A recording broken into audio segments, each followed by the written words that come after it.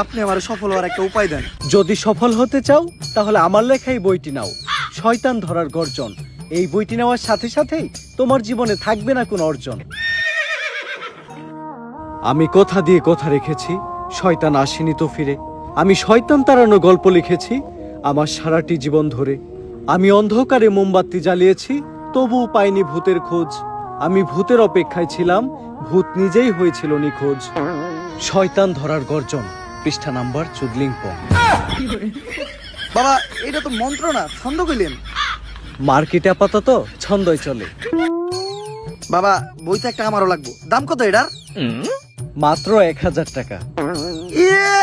1000 টাকা দিয়ে আর কিনুম? 1000 টাকা হাতে নিয়ে ভূতের ডাক দিলে ভূত নিজেই চাল চলে আয় পড়বো।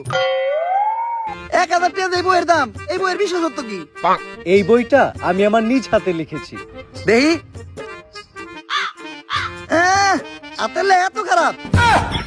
দেহি বইয়ের প্রথম পৃষ্ঠায় কি লেখা? মানুষকে ভোদাই বানানোর 100টি উপায়।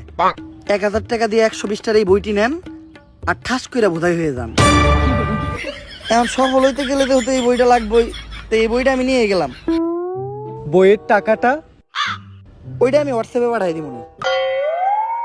গুরু, আজকের থেকে আপনার লেখা এই বইটা পইরাই আমার শয়তান ধরার যাত্রা করলাম শুরু।